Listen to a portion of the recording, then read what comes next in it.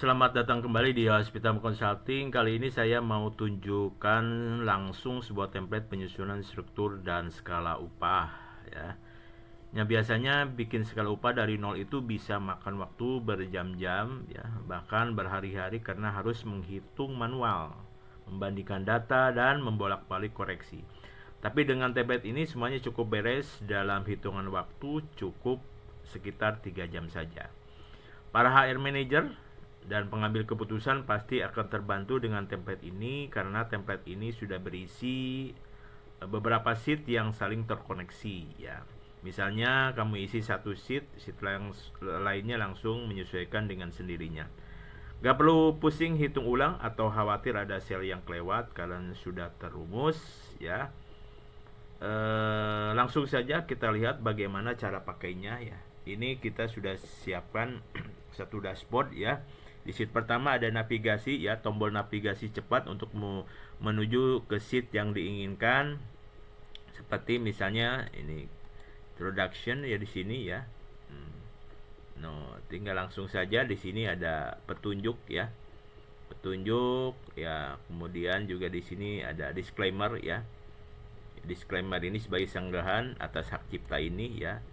Ada introduction ya. Bisa lagi kita kembali ke navigasi lagi ya, seperti itu. Nah, oke, kita balik ke navigasi. Bentar ya. Ya. Oke. Tombol navigasi ya. Ini ya. Ada apa isinya? Ada disclaimer ya, ada dashboard, introduction, UMP, UMK compliance ya. Kemudian ada benefit compliance ya. Compensable factor ini yang penting ya, job evaluation ya. Formula SSU, score compensable factor. Kita ada implementing roadmap-nya bagaimana, kemudian salary and benefit ya, budget impact ya, impact terhadap pengaruh terhadap budgetnya bagaimana, dan tenure ya. Tenure ini menyusun tentang durasi dari lamanya karyawan bekerja ya, akan menyesuaikan terhadap jabatan nanti, tunjangan dan sebagainya. Deduction and overtime di sini ada sudah siapkan template untuk potongan-potongan dan juga misalnya overtime ya, apa aja yang ada dalam potongan sebuah skala upah ya. Nah, di sini ada salary recap ya, rekapitulasi ya. Ini bisa diinput langsung nanti setelah selesai semuanya langsung akan menuju kepada payslip kalau dibutuhkan di akhir untuk langsung dengan sudah terkoneksi membuat form slip gaji ya. Di sini ada KPI tracker ya. Untuk men-track sejauh mana compensable dan compliance ini sudah dilakukan oleh perusahaan, beberapa persen apa yang kurang ya, dan lain-lain ya. Kita langsung di sheet pertama saja ya. Di sheet pertama tadi sudah ada navigasi, disclaimer ya. Disclaimer untuk hak cipta ini ya. Nah, kita langsung ke introduction-nya ya. Apa itu struktur skala upah ya? Bahwa skala upah ini yang belum tahu, ada struktur dan skala upah ya, atau SSU adalah susunan tingkat upah dan dari yang terendah hingga yang tertinggi atau sebaliknya ya. Yang yang dilakukan oleh perusahaan ya. Ya, seperti itu ya. Ya. Jadi upah yang tercantum dalam SSU ini mengacu pada gaji pokok, compensable factor sebagai imbalan dan lainnya. Fungsinya adalah sebagai pedoman bagi perusahaan dalam menetapkan upah berdasarkan satuan waktu dan bagi karyawan ya, antara upah terendah dan hingga tertinggi di perusahaan. Nah, ini ada dasar hukumnya ya. Dasar hukumnya silakan Anda pelajari ya. Jadi penyusunan skala itu sudah ada dasar hukumnya. Nah, langkah yang pertama yang penting tentunya harus mengetahui UMP UMK dalam tahun tertentu ya. Ini contoh dari tahun 2025 nah. UMP itu adalah upah minimum provinsi dan UMK adalah upah minimum kota ya. Jadi PP nomor 36 silakan ya, dasar hukumnya ya. Kalau UMP mana yang ideal ya dipilih perusahaan sebagai acuannya, ada UMP atau UMK ya. Ya, ini ada pertanyaan yang strategis ya, dan dalam prakteknya pilihan perusahaan sangat dibatasi oleh hukum ya, tetapi ada dinamika di baliknya ya.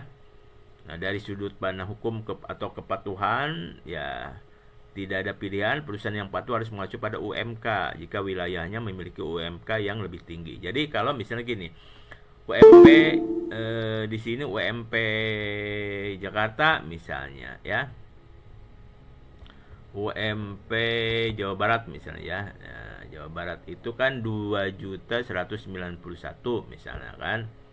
Nah, sementara di tingkat kabupaten atau kota ada UMK. Nah, UMK ini kan cenderung lebih tinggi karena tergantung kepada tingkat PAD-nya dan sebagainya, indikator-indikatornya. Misalnya di sini yang paling tinggi misalnya di Bekasi ya, sudah UMK-nya udah di atas 5,5, sedangkan UMP Provinsi Jawa Barat 2,191. Maka yang berlaku ini mengacu kepada UMK-nya, bukan dari UMP-nya. Ya, seperti itu ya. Nah, ini hanya dasar saja ya. Nanti ini bisa disesuaikan dengan biasanya tiap tahun ada kenaikan, ada penyesuaian ya. Ini sebagai acuan dasar untuk gaji pokok ya. Nah, juga selain tadi UMP UMK ada komponen tunjangan lainnya. Dasar hukumnya juga sama, banyak di situ ya. Ada tunjangan hari raya, BPJS Kesehatan, BPJS Ketenagakerjaan, ada uang lembur, overtime yang harus dibayarkan ya. Kemudian ada uang cuti ya, dan uang pesangon. Nah, itu semua ada dasar hukum yang terbaru, silakan dipelajari ya. Komponen tunjangan lainnya ya, ini tunjangan transport, tunjangan makan, tunjangan kesehatan tambahan ya, selain dari BPJS tadi ya, dan tunjangan jabatan untuk profil untuk jabatan tertentu dan di industri tertentu ya. Nah, itu yang direkomendasikan transport. Di sini ada high recommended ya. Apa aja selain dari salary basic tadi. Nah, di sini ada tunjangan transport sangat rekomendasikan, tunjangan makan juga sangat direkomendasikan, tunjangan kesehatan tambahan ya untuk level tertentu biasanya direkomendasikan, dan tunjangan jabatan itu kondisional untuk level-level tertentu. Nah, komponen tunjangan lainnya juga tunjangan keluarga ya, tunjangan komunikasi ya, tunjangan perumahan, ada bonus ya, profit sharing, ini opsional ya. Ini berbasis tidak semua perusahaan, itu disesuaikan dengan kemampuan dan culture organisasi dan kesepakatan ya, perjanjian-perjanjian yang sudah dibuat di internal tadi ya. Nah, setelah itu langkah yang pertama yang penting adalah menyusun data compensable factor ya. Artinya faktor-faktor yang mempengaruhi kompensasi penambahan tunjangan tadi selain basic salary. Ini ada skala dan bobot compensable factor ya, dalam presentasi dan poin yang equivalent ya. Ada 3 poin secara besar ya. Ada keterampilan, ada upaya dan tanggung jawab ya. Nanti kita pecah lagi. Nah, ini faktor-faktor yang mempengaruhi nanti tunjangan itu berbeda antara level ya. Level manajerial sama rank and file itu akan berbeda ya. Nanti kita akan ambil contoh di industri hospitality. Nah, misalnya keterampilan bobotnya 34%, berarti poin 350, upaya ya tanggung jawab. Dari keterampilan ini kita pecah lagi apa yang dimasuk dalam kategori faktor keterampilan itu. Ternyata di sini ada teknis, ada manajerial, ada interpersonal. Poinnya masing-masing berbeda ya. Teknis 120, manajerial 150, interpersonal 80. Jadi untuk faktor keterampilan ini total poinnya harus 350 ya. Sementara upaya itu di situ bagaimana mental seseorang dalam bekerja, bagaimana fisiknya ya. Apakah pekerjaan itu lebih memerlukan fisik atau mental atau pikiran, dan bagaimana tekanan waktu terhadap pekerja itu ya. Karena masing-masing punya durasi, punya tenggang waktu, deadline dan sebagainya dalam pekerjaannya ya. Nah, ini akan mempengaruhi poinnya ya. Nah, ini total poinnya ada 300 ya. Nah, kemudian ada tanggung jawab di sini ya. Nah, tanggung jawab ya. Isu faktornya ada hasil kerjanya bagaimana. Hasil kerja seorang manajer sama rank and file itu akan berbeda. Seorang supervisor sama bawahannya akan berbeda ya. aset perusahaan yang dikelolanya itu akan berbeda ya. Seorang room boy di sebuah hotel akan berbeda ya, karena tidak punya aset yang dipertanggungjawabkan ya. Sementara kalau GM dia harus mengelola aset perusahaan. Nah, itu di situ maksudnya ya. Supervisi terhadap bawahan, nah apakah ada enggak? Ya berarti kalau seorang supervisor itu kan punya bawahan, nah di situ ada poinnya. Nah, total tanggung jawab ini nilainya 350 ya. Nah, itu ya. Nah, kita coba contohkan lagi ya. Ini ada contoh ya. Nah, tadi ya. Total keterampilan tadi ya. Di sini ya. Nah, keterampilan isinya apa aja? Di sini keterampilan itu memperhitungkan tingkat pendidikan dari mulai jenjang pendidikan SMP, SMA, D3, S1, S2, profesional ya, dengan durasi pengalaman yang 0 sampai 2 tahun belum ada pengalaman ya, misalnya kan seorang sarjana S1 ya, pengalamannya 0 sampai 2 tahun itu dimasuk dalam poinnya 53 ya. Tapi kalau seorang sarjana mengelamar punya punya pengalaman 3 sampai 5 tahun dapat poin 67 ya, seperti itu. Atau misalnya latar belakang pendidikannya sarjana ya, S1 dan punya pengalaman 6 sampai 10 tahun dalam bidang tersebut ngelamar ya, itu sudah punya poin untuk perhitungan kompensasinya ya. Kemudian di level manajerial ya, tadi kan untuk tingkat pendidikan. Nah, level manajerial otomatis nanti perencanaan, pengaturan, kepemimpinan itu akan berbeda dengan ini. Nah, kalau pekerjaannya misalnya pengaturannya sederhana, daily saja, poinnya itu. Tapi kalau misalnya dia memimpin beberapa divisi, GM misalnya, di sini poinnya sudah langsung besar ya. Nah, kalau GM pasti perencanaan bisa ke 5 tahunan atau jangka menengah juga. Itu diukur ya. Nah, poinnya masuk kategori yang mana nanti poinnya ya. Apakah ikut memikirkan rencana jangka menengah atau jangka panjang? Ya, seperti itu. Kemudian di sini juga ada interpersonal, ya, tingkat derajat hubungan ya. Nah, menyampaikan informasi rutin, apakah Rumboy bisa apa selalu menjadi tanggung jawabnya atau tidak ya, seperti itu.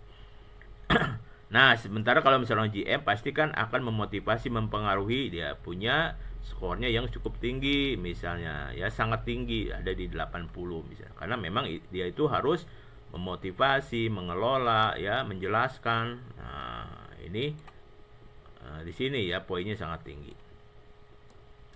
Ini contoh ya. Tekanan waktu juga mempengaruhi ya. Di sini ya. Pekerjaan rutinnya bagaimana, banyak waktu, pekerjaan sangat bervariasi, apakah bervariasi front office sama room boy, nah, seperti itu ya. Minimal diperiksa atasan, ya di sini ada faktor hasil kerjanya diperiksa atasan atau tidak, ya tanggung jawabnya penuh atau tidak, di sini ada poin-poinnya ya. Itu, ini faktor-faktor yang mempengaruhi kompensasi dalam upah pekerja ya, selain yang basic salary. Kita masuk ke job evaluation ya. Contoh ya. Di sini ada bentar ya. Job evaluation. Bentar. Nah, di sini contohnya ya, job evaluation based on compensable factor tadi, berdasarkan faktor kompensasi yang tadi. Di sini ada contoh di industri hotel ya. GM secara teknis nilainya poinnya 107 ya. Keterampilan di sini. Keterampilan kan tadi sudah ada tiga subfaktor, teknis, manajerial, interpersonal. Kita contoh di paling atas GM misalnya. Teknisnya pasti kan harus paham tentang ilmu-ilmu perhotelan, ngitung ARN, ngitung segala okupansi ya. Manajerial, kepemimpinannya dia tinggi, jelas mengelola, mendireksi ya. Kemudian mengontrol dan sebagainya. Interpersonal hubungannya tadi pasti ya, akan memotivasi dan sebagainya ya. Kemudian GM tadi langsung dari keterampilan, upaya mentalnya bagaimana, pasti penuh tekanan karena target dan sebagainya. Fisik kecil karena beda, karena yang digunakan seorang GM itu bukan fisik ya, tapi lebih kepada pikiran ya, mengelola pikiran. Kalau fisik mungkin di Rumboy lebih gede ya. Ya tekanan waktu ya, tekanan waktunya bagaimana ya, karena tinggi ya, karena memang di pressure dan sebagainya ya. Nah, tanggung jawab hasil kerjanya bagaimana seorang GM ya, hasil kerjanya pasti paling tinggi, dia dituntut untuk besar. Dia mengelola aset perusahaan hotelnya yang besar, berarti poinnya gede. Mensupervisi, karena dia pasti mensupervisi ya, bawahan semua divisi, semua karyawan, makanya nilainya gede. Jadi total poin untuk seorang GM itu pasti lebih tinggi ya, 815.5. Nah, begitu juga untuk jabatan lainnya, itu disesuaikan dengan tadi kompensasi faktor tadi.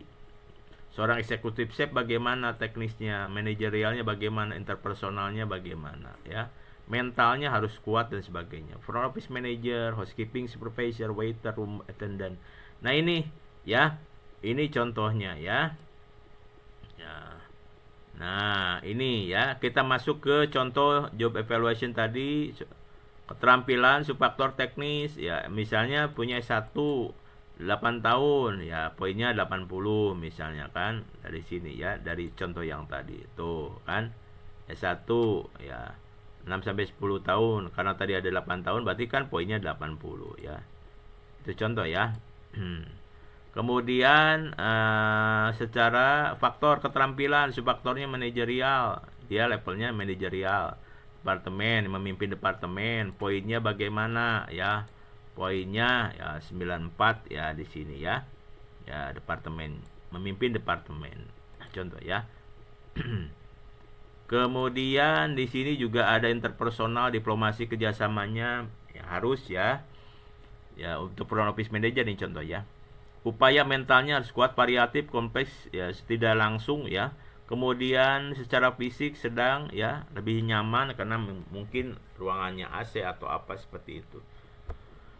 Tekanan waktu bervariasi ya, tergantung lagi high ya, lagi high season ya, mungkin tekanan waktu lagi back to back ya, pastikan dia harus kuat ya.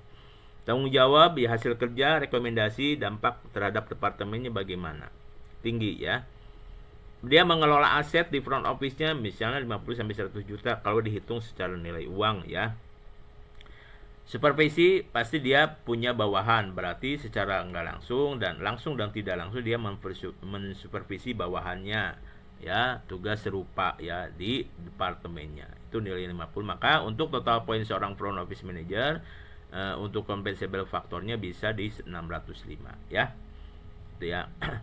Nah, kita formulasikan SSU-nya ya, skala upah. Ini ada rumus ya. Ya, range struktur skala upah ini adalah dasar validasi rumus untuk memenuhi standar ya, minimum UMP atau UMK yang ditetapkan pemerintah ya. Ada rumusnya ya. Jadi struktur skala upah untuk benchmarking, untuk dan sebagainya ya. Ini contoh ya. Kita UMP UMK, kita tidak menggunakan UMP tapi langsung UMK, misalnya UMK daerah tertentu ini ya. Ini mana misalnya, oh di Bandung misalnya ya, ini ternyata ngambil UMK Bandung ya, UMK Bandung. Nah, ini range-nya dibuat 1 sampai 6, ini contoh untuk industri akomodasi. Paling rendah range 1 ya, salary range dari 1, yang paling tinggi di range 6 ya. Ya, kita buat 6 range berarti ya. Nih range 1 minimumnya 2817 ya. Middle ini ada rumusnya ya. Ini sudah pakai rumus, middle-nya 2,9 ya. Beda dikit, maksimumnya di 3,099. Nah, ini dengan kenaikan progression rate itu di 10% misalnya ya, dari antar range itu ya. Kemudian range kedua ya, rank kedua ini di 3,7 minimumnya ya. Nah, ini range 2, range 3 ini nanti tergantung ini masuk ke range mana jabatan itu. Maksudnya seperti itu ya. Masuk ke range mana jabatan itu. Nanti ada strukturnya ya. Range 3 4,9 minimum, range 4 6,4, range 5 8,5, range 6 11,271, ini yang minimumnya. Nah, pada dalam